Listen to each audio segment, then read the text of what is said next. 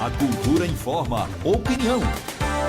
Chegando o nosso professor Carlos Silva com sua análise social e os comentários de hoje. Professor, boa tarde. Boa tarde, Dido Montenegro. Boa tarde, Carla Oliveira. Boa tarde, ouvintes do Cultura Informa. Boa tarde, professor Carlos Silva. Qual o comentário de hoje? Nosso tema de hoje é estrago cultural. Vamos ao comentário. Pois é, eu estou me referindo exatamente à Lei Rouanet, né?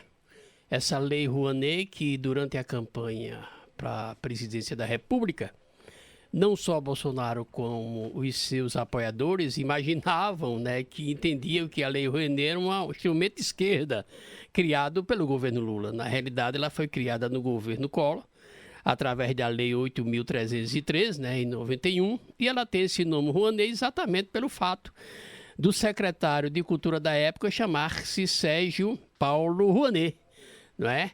E essa lei da Fundação, aliás, essa lei de incentivo à cultura, ela tem um objetivo interessante. Ela, posteriormente, foi mal praticada e mal trabalhada, entendida.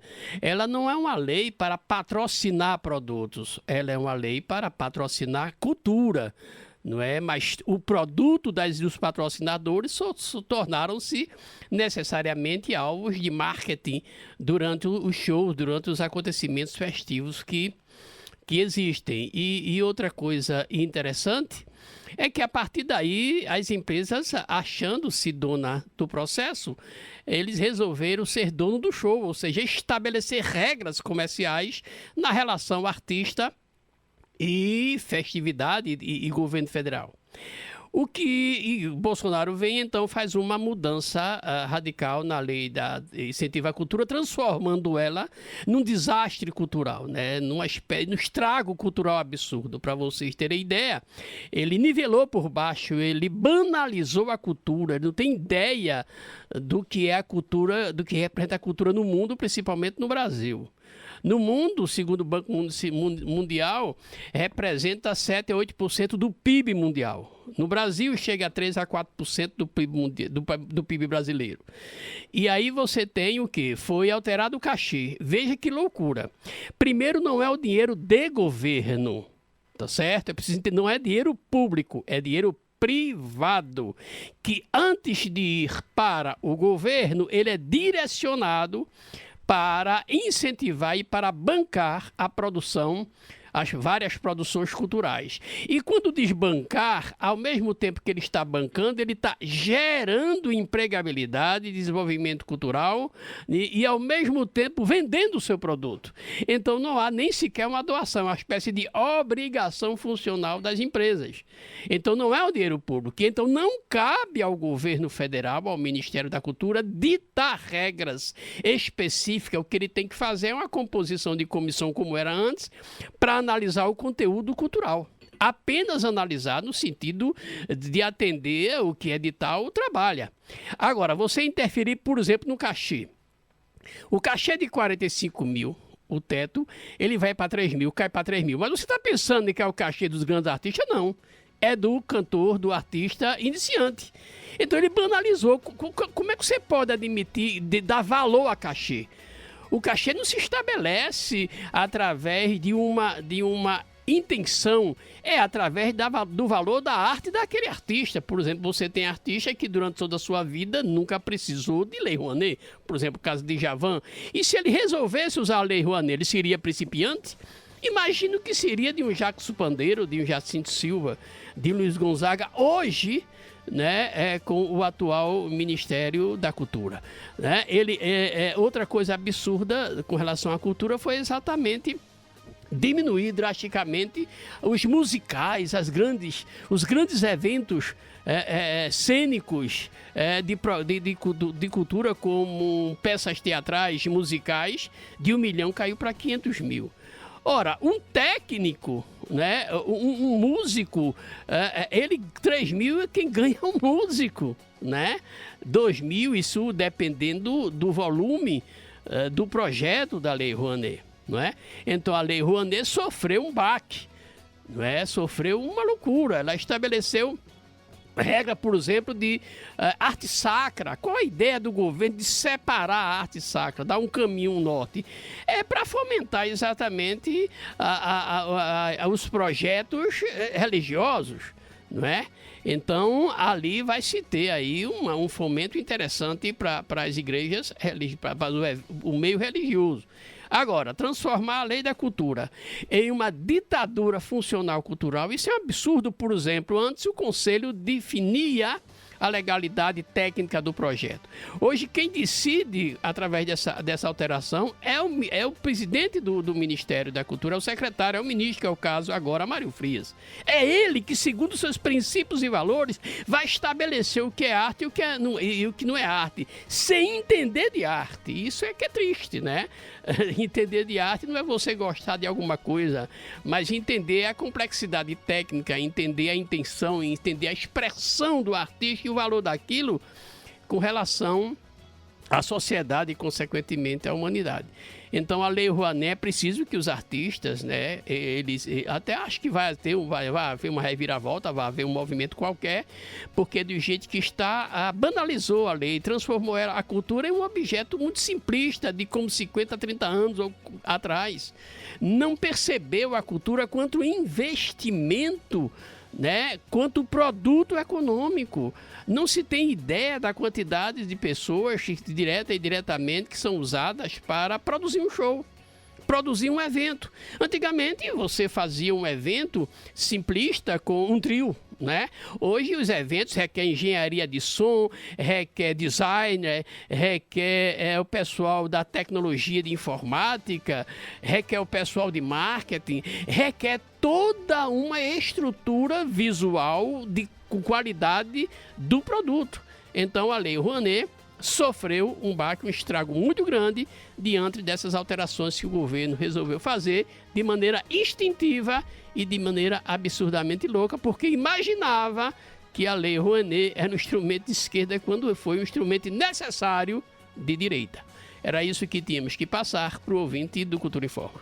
Opinião é na cultura. Primeiro lugar em audiência, do jeito que você gosta. Você está ouvindo A Cultura Informa, o jornal do nosso rádio.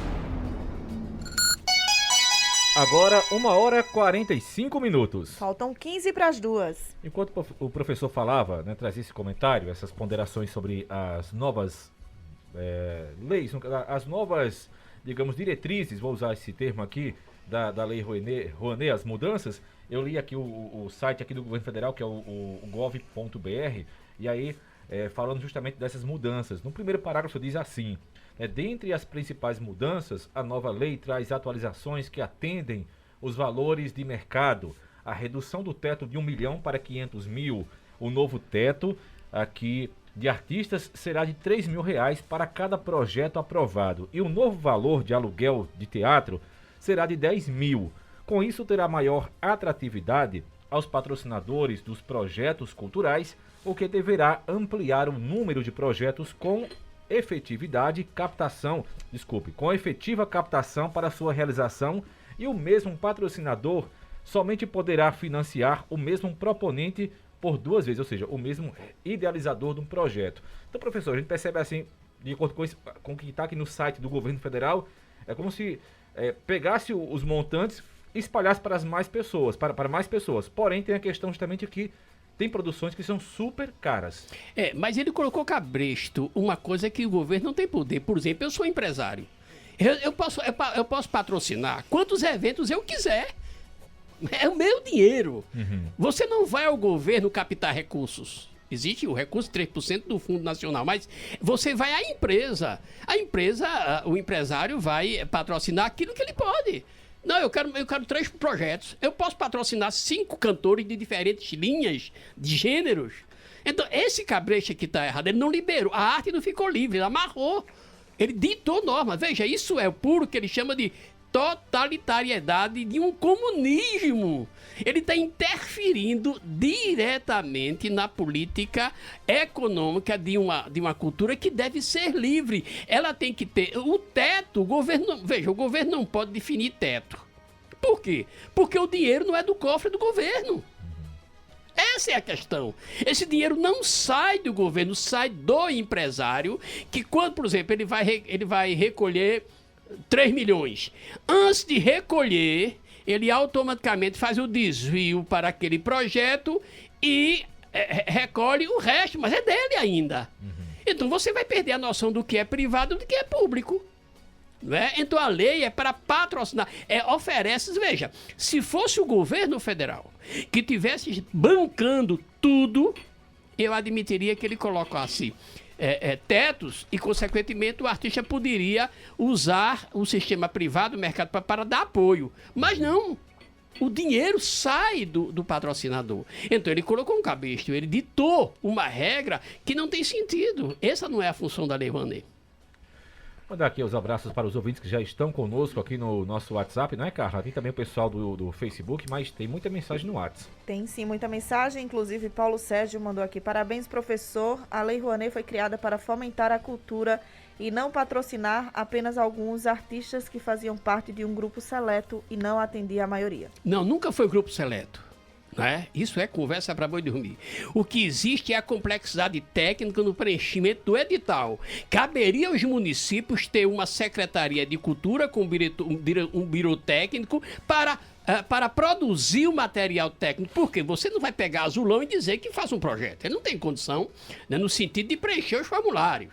Mas a Secretaria de Cultura deveria produzir esses formulários.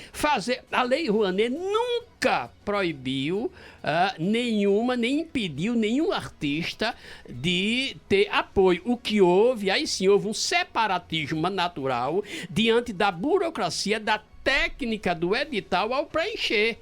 Todos os requisitos, ele faz com que um cantor comum tenha dificuldade. Ele vai ter que contratar alguém para preencher o formulário e atender o edital, tá certo? E essa coisa que valorizava uns, de forma nenhuma. Agora, você não pode, de forma nenhuma, prejudicar uma lei, porque algumas pessoas tinham limitações do acesso à lei. A lei, ela é federal.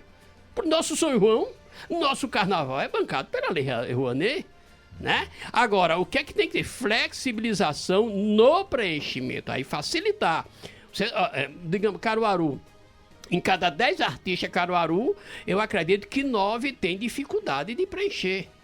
Por isso que tem que ter um balcão técnico, veja assim, Fundação de Cultura, para elaborar. Eu quero um projeto, fazer meu projeto teatral.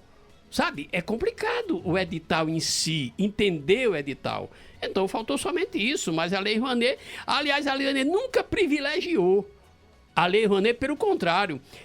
Você sabe quanto é que custa? Enquanto o mundo, a Europa, os Estados Unidos, investe na cultura como produto, você sabe qual foi a produção de um filme de Marighella, por exemplo? Ultrapassa o limite de 10 milhões de dólares. Sim, sim. Entendeu? Aí o que vai acontecer? Você vai banalizar, vai fazer o quê? Filmezinho de rua? Você tem que deixar o mercado. Veja bem, cadê o neoliberalismo cultural e econômico para a arte? Cabe ao mercado definir o valor.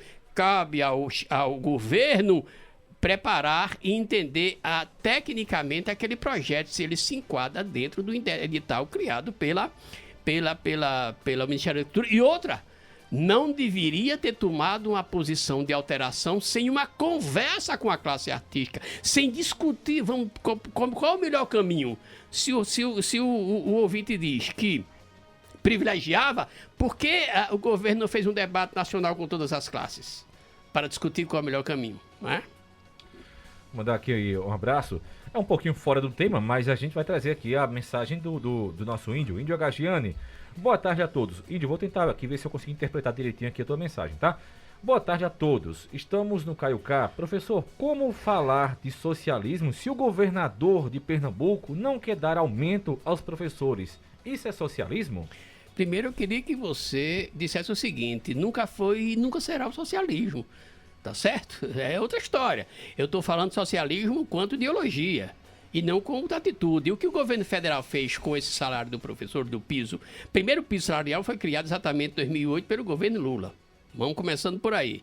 Segundo, ele criou uma estratégia de colocar os estados e municípios contra a população e contra a classe. Só que a classe de professores sabe muito bem que isso foi uma estratégia, porque nesse momento os municípios não têm dinheiro suficiente para bancar. Imagine municípios como Jupi, pequenos municípios não têm condição de fazer isso, de bancar. Agora, a classe merece, então o governo federal vai e complementa, não tem problema nenhum.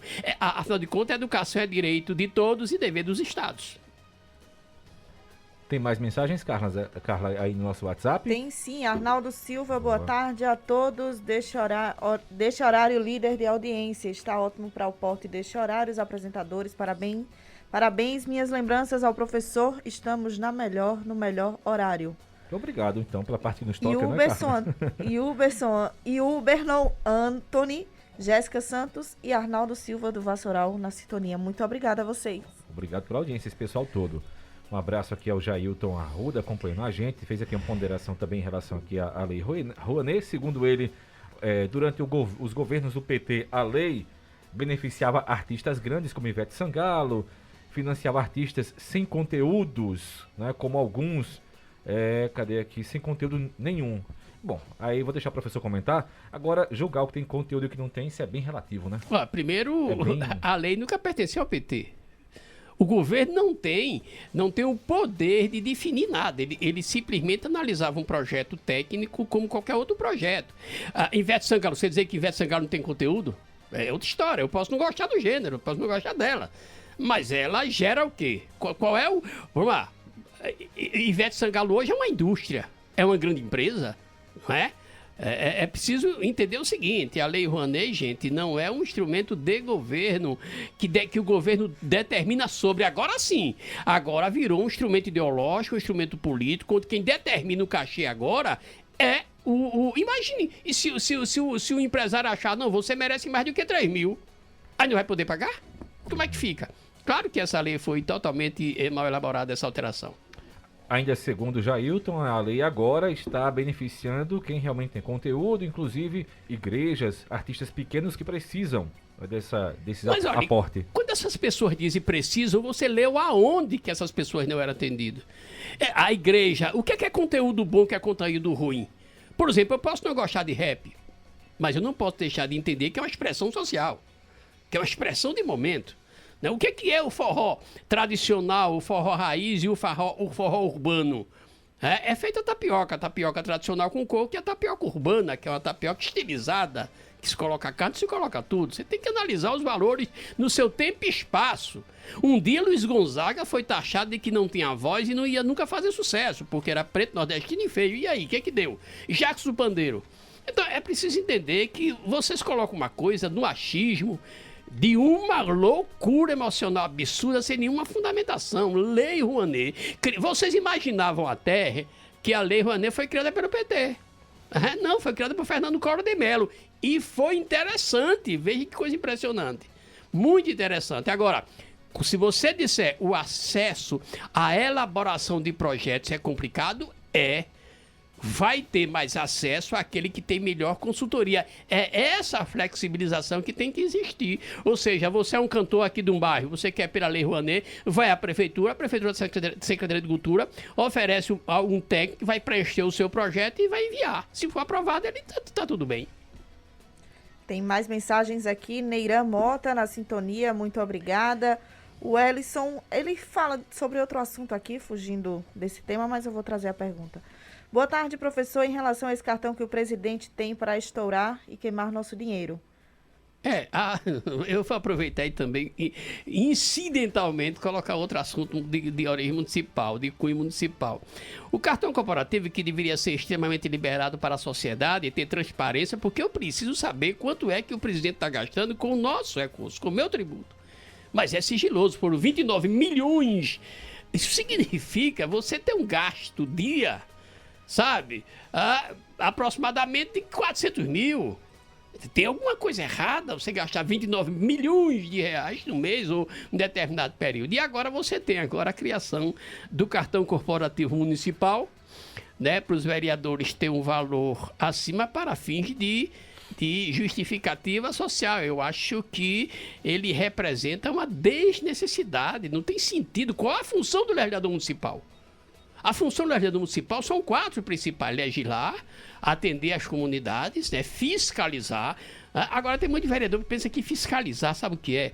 Ele pensa que é sair da Câmara, ir no hospital, ver se a parede está rebocada e volta. Fiscalizar é isso. Não, fiscalizar é fazer um mapa econômico e funcional daquele prédio público, saber quanto foi que a prefeitura gastou, qual foi a licitação, quais são as empresas que já estão, para ver se tem algum resquício de corrupção. Então não tem sentido agora, por exemplo, a Câmara de Vereadores de Caruaru criar uma verba que eu acho desnecessária, principalmente levando em consideração o tempo produtivo do parlamentar.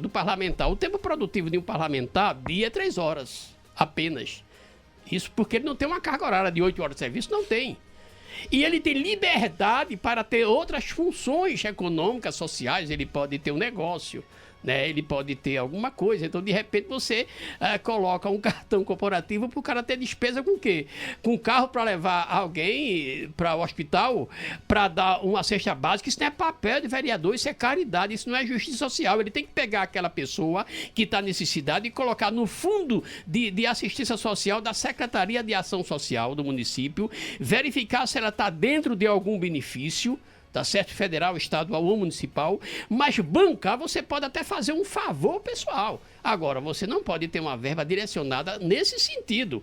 A outra questão é do combustível. Gente, o vereador vai ter esse privilégio, agora o professor, o médico, o pedreiro, o encanador, o radialista, o jornalista não tem esse privilégio. Isso aí não é ajuda financeira, isso é privilégio. É isso que nós temos que acabar. Um abraço para o Lenielson José, está acompanhando a gente em Toritama. Muito obrigado pela audiência. O Alcides Silva também está acompanhando a gente, parabenizando o professor e também o programa. Tem mais mensagens aqui. Boa tarde, professor. Quantos governos petistas gastaram com o cartão corporativo? Tem mensagem também de Matheus Batista. O piso dos professores precisa ser pago, mas esse momento para os municípios é impossível. Olha, primeiro, qual a primeira pergunta? Sobre o Quanto cartão. o PT gastou com o cartão corporativo? Pois é, Dilma, Lula e Temer menos do que Bolsonaro. O que é que eu advogo? Da transparência. Tá gastando com o quê? Quer dizer, o cara é servidor público, o dinheiro é público, ele não é uma empresa privada e não pode dizer com o que gasta.